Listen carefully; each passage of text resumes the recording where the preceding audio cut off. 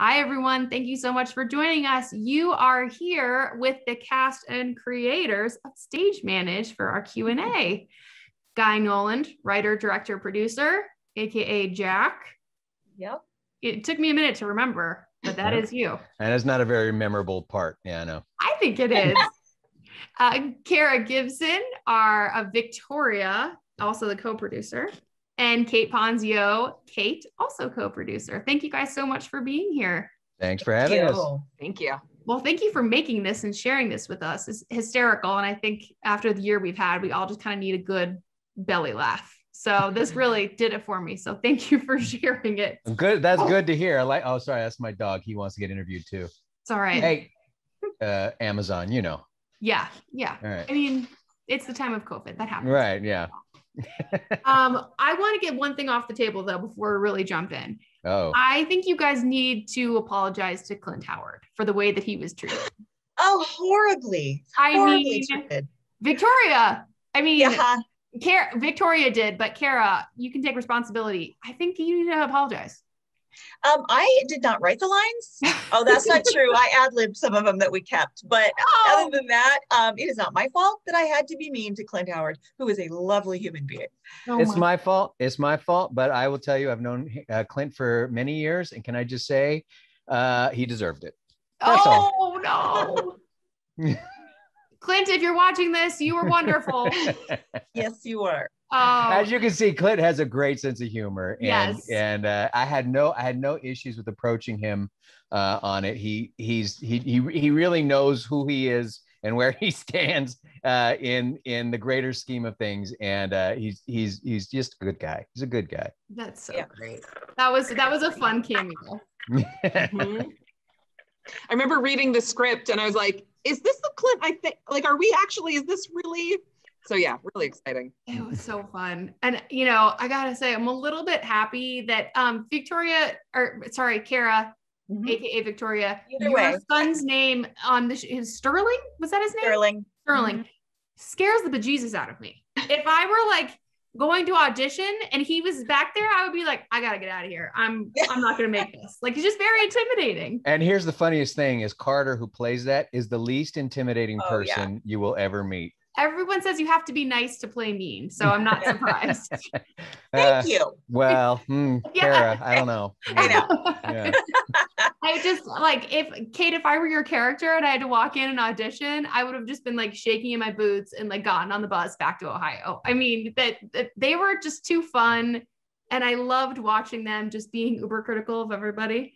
But I just want to hear. Sorry, I know I'm just riffing on the show, but go for it. No, please. I want to hear how this where this came from. You know, I think that we all kind of are familiar with community theater. And when we had seen the pilot, I shared with some of our younger programmers and I said, yeah, I'm getting like kind of like millennial, like Waiting for Guffman vibes or something. Yes. And they were like, waiting for who? And I was like, oh God. So, you know, I think there's a new generation that is ready for this. And it's kind of like catered to the younger. Well, and that's how I've been pitching it. It's kind of like The Office meets Waiting for Guffman. Yep. Because Waiting for Guffman is like, it's a cult classic. Like, people in the theater love it. They love that movie. Basically, kind of a long story short, I had been in theater my whole life, and I got out of it for a long time. And actually, where I met Kara and Kate and Carter. And there's too many sounds. Carter and Becca. And Rebecca, thank you. Oh, you got one. Who played Sterling and Brittany. I met all of them in theater I decided it was, what was that, 2019? Was that what we did, Ghost of Mrs. Muir? 2019, if I'm not mistaken. Yeah. And we all did a show together. And it was just like on a whim. I was like, I want to get back into musical theater. I haven't done it in years. Here's a show at a theater that I recognize the name, has good reputation for doing shows. It's not like some black box in NoHo or something. It's like an actual theater. And this will be a good warm up for me to get back into auditioning for. And I wound up getting the part. Like, I was like, okay, I wasn't expecting to actually get it. I just kind of wanted to warm up on this audition. And that's where I met all these great people. And then it started this great friendship. Really. And I mean, this cast was on it. I mean, and Carter, who played the director, Sterling, was the director, and he and his sister wrote the show that we did, this first show that I did back. And fast forward, I did a few more shows and wound up doing a show, a Kinky Boots, down with a bigger theater company. And I got this idea for this show to do this. I said, there's nothing out there like this, but I think would be fun. And one of the guys in the cast had done something like this. He'd done his own sitcom and had sold it. And I thought, I need a good idea. I need a good idea to do this. And that was literally the pandemic hit. And I was like, I don't have a reason. All the shows closed down. Everything closed down. The day that everything closed down, I was going into my first rehearsal for Billy Elliot. It was off book. And I was like, oh no, what am I going to do now? Like, I've got nothing to do now. This was the next 3 months of my life was going to be doing this show. So I guess I don't have an excuse but to write this thing. So I sat down and I wrote it, and then I kind of gave it out to all my screenwriting friends and said, give me feedback. And in a very rare circumstance, everybody loved it. Like, that just doesn't happen as a screenwriter. You give your first draft out and everyone goes, this is crap, go rewrite it. And everyone was like, this is really good, I really like it. And so I went, all right, I guess I need to make it. So I started and I wrote it all with these guys in mind. Like, I wrote Kara's part with her in mind to play it, because she'll tell you she always plays the nasty woman. She gets cast at. Mrs. Muir was not mean. That's right. Well, to the captain, she was at first. But anyway, we won't go there. Play villains, those kinds of things. Yeah. And Kate's part was named Kate because I wrote it for Kate, and all of the parts, most of the people in it were, and obviously Clint, were written for the people who. Now, Bay and Bona were they were in Kinky Boots with me. And do you know what I'm talking about, Bay and Bona? They're the two gay guys. Audition together. Yeah. The fan. That's them. Yes. I didn't have to write. That's them. They were in Kinky Boots with me, and they were in the dressing room, and I wrote that for them because that was them. That's who they are. And I said, all right, you guys are in this. I got to put you in this because they're hysterical. That's just the way they are.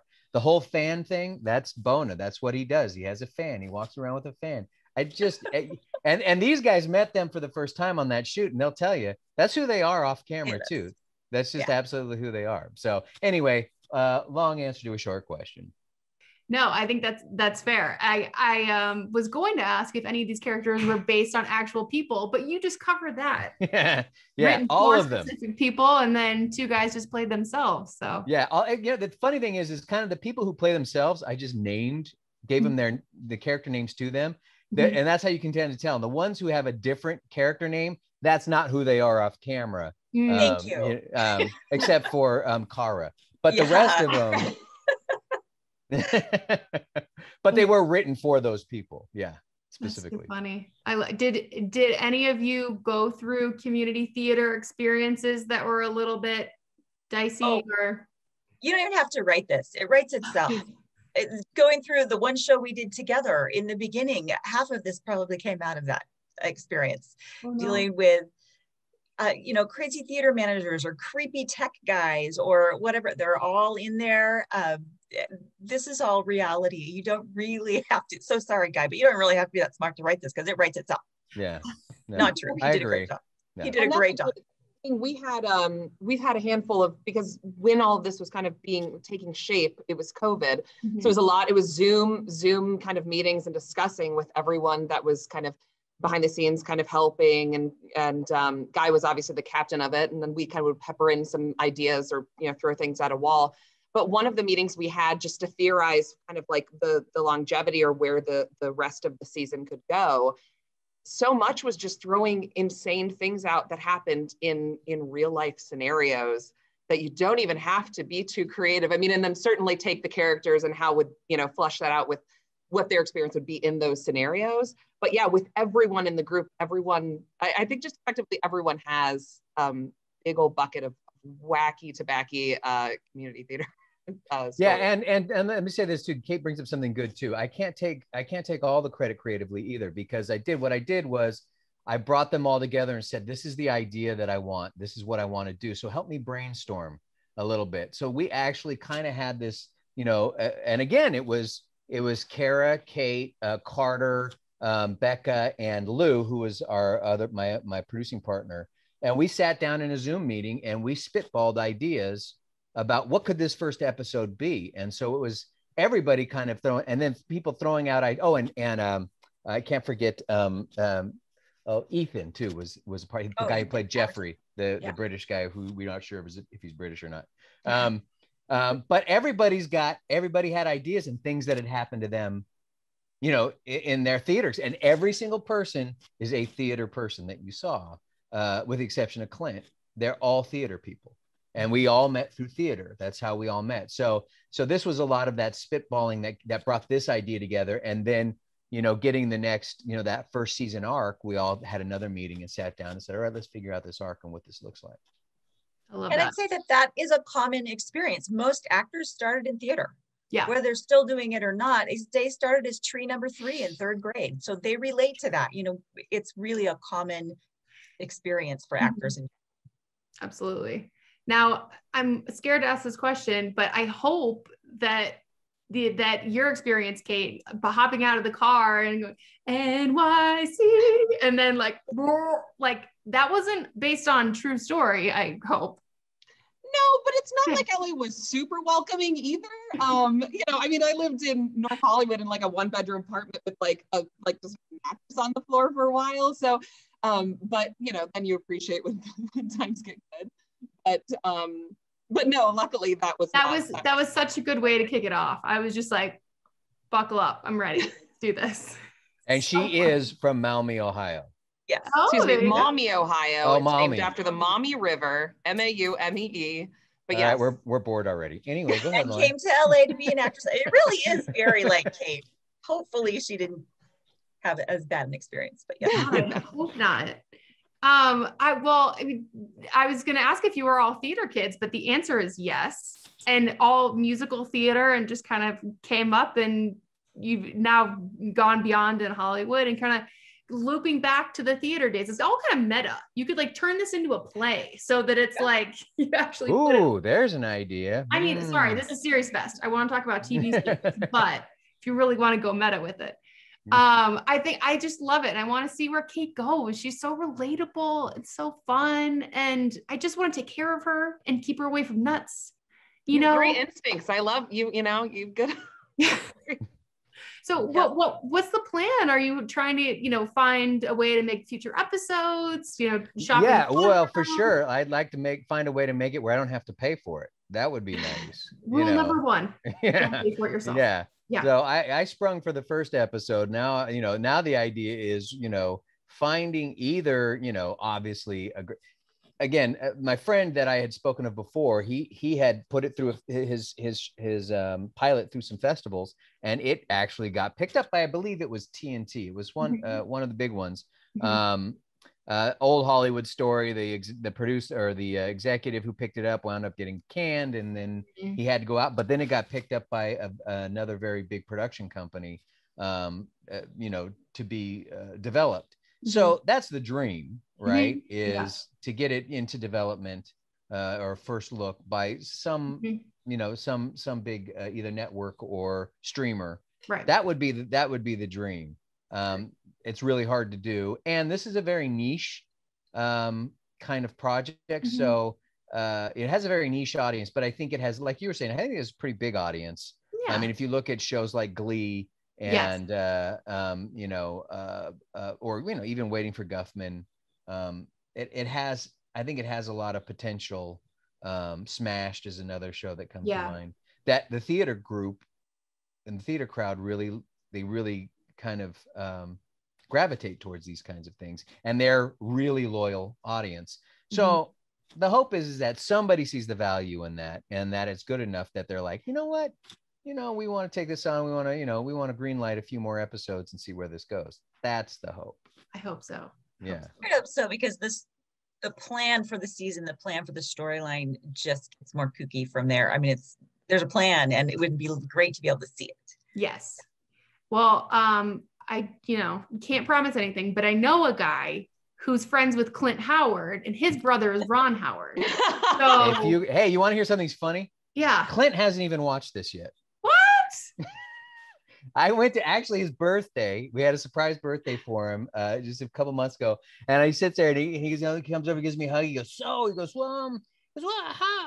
did it turn out? I go, it turned out great if you'd watch it, you jackass.